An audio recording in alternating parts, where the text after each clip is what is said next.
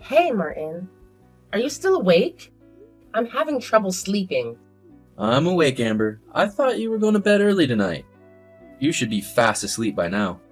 You know, I wanted to catch some beauty sleep before the wedding tomorrow, but I can't seem to relax. I'm feeling really nervous, and it's keeping me awake. All I want is some rest, but it's eluding me. I think I might be getting cold feet about the whole thing. Well, you're usually up until 1 a.m., so that's no surprise. But didn't you get a chance to unwind? It's been a while since you visited your parents' place. Yeah, that's true. Dad seemed pretty emotional during dinner. His eyes all watery and everything. I really hope he can hold it together tomorrow. I mean, what if he starts bawling his eyes out while walking me down the aisle? That would be quite a scene. Your dad adores you. There is no doubt about it. Tomorrow's going to be an incredible wedding. Trust me. We'll make it a day to remember. And you know what? We might just make him shed some serious tears, like waterfalls. Oh, you. Cut it out. But seriously, I'm having such a hard time falling asleep. If this keeps up, I'm afraid I'll end up staying awake until late into the night. It's frustrating. And I really need some rest before the big day. Honey, are you okay? What can I do to make you feel better? Well, I'll try my best to get some shut-eye. You don't have to worry about me. I'll be fine. Well then, how about I take you for a drive for just an hour? How does that sound to you? Are you sure? I don't want to be a bother. I know you've been working tirelessly to prepare for our wedding. And you must be exhausted too. Nah, I promise you, it's all good. I can't sleep either at the moment. Plus, you always knock out instantly when you're riding shotgun. So I thought maybe we could take a little drive together. It might help you unwind and relax a little bit. Well, it's not like I intentionally fall asleep in the passenger seat all the time. It's just that, well, your driving skills are just so impressive. And I really feel safe with you behind the wheel. Yeah, that must be the reason why I tend to doze off. Alright, well, if that's what you want, I'll head out and come pick you up right away. No problem at all. I'm on my way. Okay, thanks, Martin. I love you so much. You always take so good care of me. Amber, are you awake? Are you okay? You're not eating much these days. Look, I'm not saying you need to leave your room, but can you just eat a little more?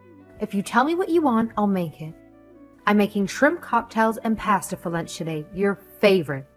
You love them both, right? I'll leave it on the floor by your room, so just eat a little bit. Amber, you didn't eat lunch, huh?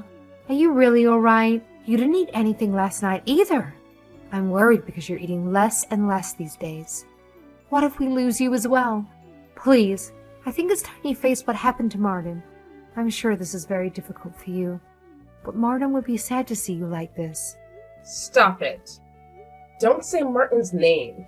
You know I can't stand it. Amber, you might not want to, but listen to me. The other day when Dad and I went to visit Martin's grave, we happened to see Martin's parents. They were really worried about you, Amber. They said that you probably weren't ready to face them directly, but they had a message for you. They said they were so glad that you were the one to marry their son, Amber. They want you to live on without blaming yourself. They want to meet up with you once you can come outside. See? There are people who are waiting for you to recover. Of course, Dad and I want to see you back living normally too. So please. Please stop. I'm aware that I can't continue like this, but it's just so hard for me to control my thoughts and feelings. I can't shake off this belief that it's my fault. That's not true. It's not your fault at all, and you know it. I have a feeling that's what everyone secretly believes, deep down inside. They think it's all my fault that Martin is gone. But no one has the guts to confront me about it. Why won't they? I'd rather have someone shout in my face than endure this suffocating silence. If only I hadn't told Martin about my sleep trouble. he wouldn't have gotten behind the wheel that night. And if he hadn't driven, he wouldn't have lost his life. It's all because of me. And it's eating me up inside. Darling, no one is thinking like that. And you shouldn't blame yourself either. You are not at fault, not in the slightest. It was the other driver's irresponsible act of texting and driving that caused the accident. Remember, you are a victim too, Amber. You were so severely injured that you had to endure nearly a year-long hospitalization. Please don't burden yourself with guilt that doesn't belong to you. Mom, if I could have one wish right now, I'd honestly wish that I had died alongside him. It feels like it would be easier than living with all this unbearable pain and sadness weighing me down. Seriously, don't even go there. It tears me apart when you talk like that. You've got to understand, every life matters, including yours. Ending it won't fix what's already happened. We need to find a way to get through this together and keep moving forward. I just don't get it, Mom. Life seems so pointless now. I lost the person I loved the most on the day before our wedding. It just feels like I'm cursed or something. Why did I have to be the one to survive? Martin was always kinder and smarter than me. I wish he had made it instead of me. The world would be a better place with him in it. Honey, it wouldn't have made anything better if Martin had died instead of you. Trust me, if the roles were reversed, he would have felt the exact same way about you. You're being way too hard on yourself. I understand why you're thinking like this, but neither you nor Martin are to blame. I can say that with complete certainty. It was a tragic accident, and sometimes life deals out the cruelest of cards. But please know it wasn't your fault, and you deserve love and happiness just as much as anyone. I'm sorry, but I can't think of it in that way. It's like time froze since the incident. Every night, I dream of Martin and we live our happy moments together. It's the only time I feel any happiness. But as soon as I wake up, reality hits me hard. I question why Martin had to go. My dreams are my solace. The only thing that brings me some comfort. All I want is to sleep forever and escape this pain. Amber, please listen to me. If you keep going down this path, your dad and I will have to physically pull you out of that room. We can't let you disappear into this darkness too. What? Is that a threat? Are you going to take me to the hospital? I can't go on anymore wherever you take me. Doing that would be a waste of time. When I saw you the other day, you looked so thin and frail. It broke my heart to see you like that. I can't bear the thought of you fading away, no matter how much you might be mad at me. I still want you to live, my love. You're my precious daughter, Amber, and nothing in this world could change that. Then you need to think with me, Mom, of a way to bring back Martin. We have to do it no matter what. Amber, you know that is not possible. Mom, I'm telling you, I hate everything right now. Life feels so meaningless without Martin by my side. I get that you're concerned and doing your best to support me, but it's just not cutting it. No one, and I mean no one, can ever fill the void he left behind. It's like a piece of me is missing, and I don't know how to move forward. Amber, honey, I'm here for you, and I'll do whatever it takes to support you. But listen, if you keep avoiding the truth, it becomes really hard for me to help you. I want nothing more than to be by your side, but you've got to be willing to face the reality. Together, we can find a way through this, but it starts with acknowledging what's really going on. Trust me, I'm here to guide you every step of the way. Then just forget about me. I don't want to face reality. It's fine if you think I'm living in a dream world. I'd rather just live in a dream with Martin, rather than face reality without him. Please, Mom. It's really tough for me to even talk to you about Martin. Just leave me alone. Amber, you'll never believe this. A letter arrived from Martin. I know it's hard to believe, but it's true. The sender is definitely Martin. I want you to take a look because it's addressed to you. What are you talking about? Martin is already gone. You're the one that told me I need to face reality. So don't tell me such an obvious lie. I'm telling the truth, Amber.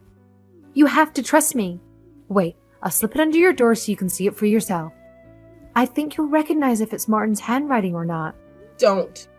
There's no point in doing that. Please don't give me false hope. I know you want me to leave my room, but you don't have to use such petty tricks. I'm not. It really is from Martin. We haven't faked anything here. I checked the date. It's from the day before the accident 3 years ago. It's called a time capsule mail or something. So it must be what Martin in the past is scheduled to send today. But why does it arrive now? I don't get it. We won't know until you take a look, right?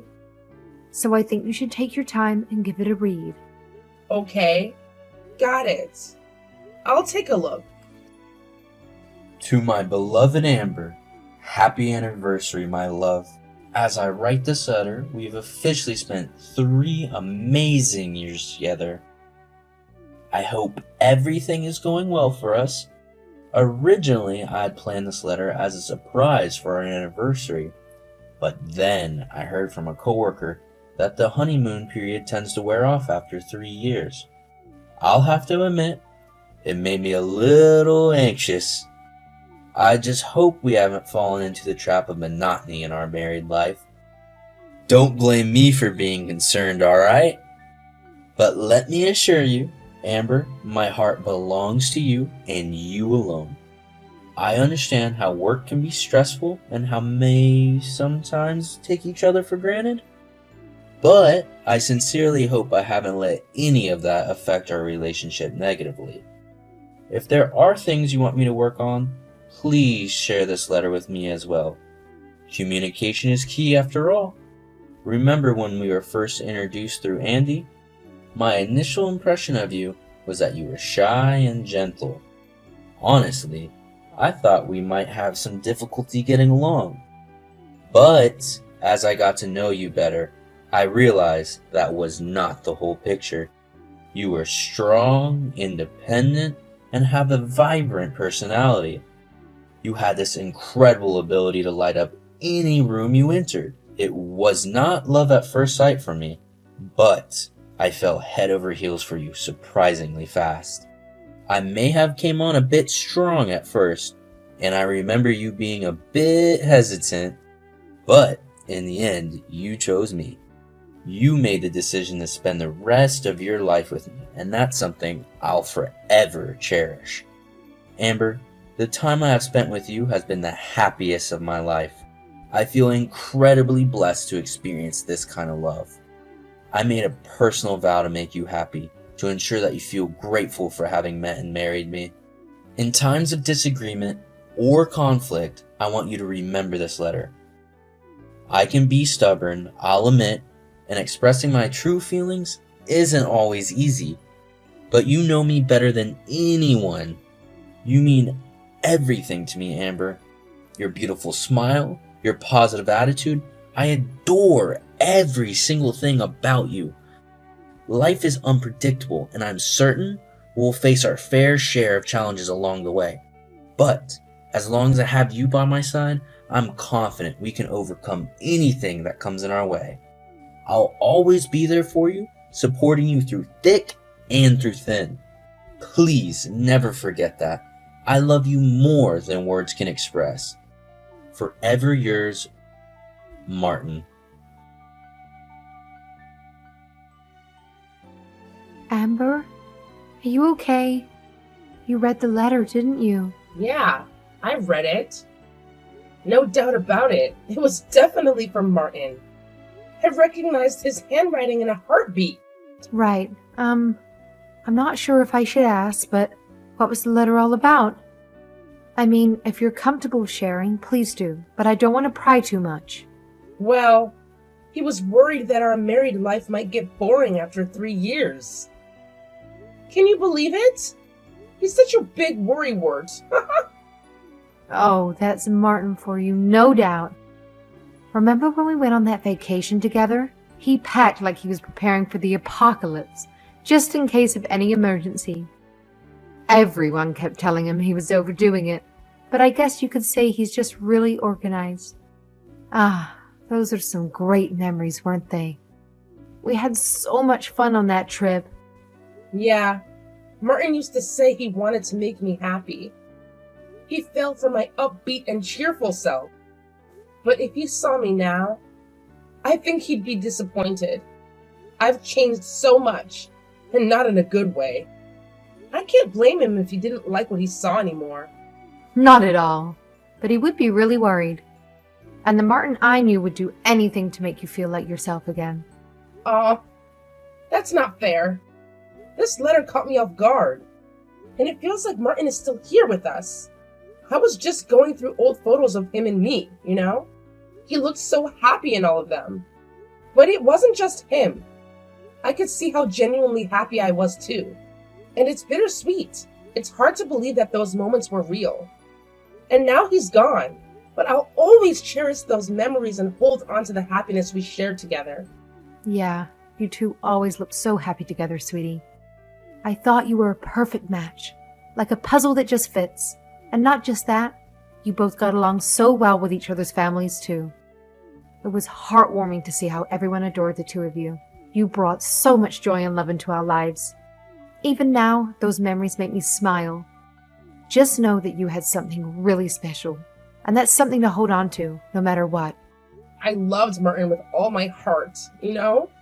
I was so sure that our wedding would happen as planned, and we'd have this amazing life together. We talked about enjoying our time as a couple, having kids, and growing old side by side. I had these dreams of a fulfilling life with him. But reality hit me hard. I lost Martin, and it shattered me. I couldn't bear the pain, and it felt like everything fell apart. It's just so tough to accept that our plans and dreams got snatched away. I understand. It's not easy to accept or to move on from such a sudden loss. Yeah, but I felt a little strange after reading this letter. I felt like Martin was still watching over me 3 years later. I wanted to tell him not to say things like that to me, not to leave me again. But I can't help but be overwhelmed by my love for him. Even when I'm broken like this, reading his letter made me smile. My head is swimming with all sorts of emotions.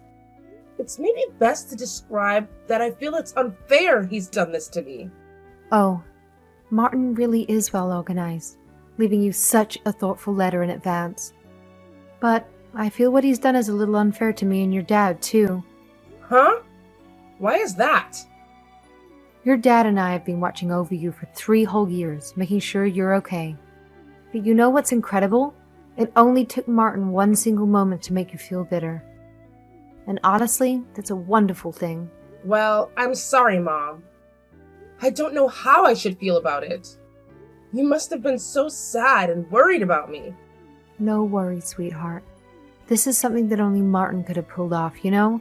I'm just grateful that he sent this letter to you after 3 years. It's a testament to his thoughtfulness and love for you. And let me tell you, he was the absolute best son-in-law I could have ever asked for. He brought so much joy and happiness into our family. I'll always cherish the memories we shared with him. We were truly lucky to have had him in our lives. Yeah. He would have been the best ever husband for me, too. Ugh. I'm sorry for causing you and Dad so much trouble. It's no trouble at all. I'm just glad you're talking about your feelings with me now. The hardest thing is to keep it all bottled up inside.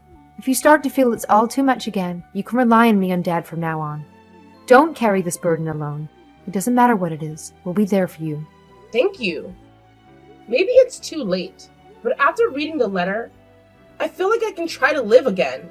I still don't want to admit that Martin is gone. But the fact is that he loves me so much. And I was happy once, so I can do it again. It might not happen immediately. Yeah, that's fine. One step at a time. There's no rush here.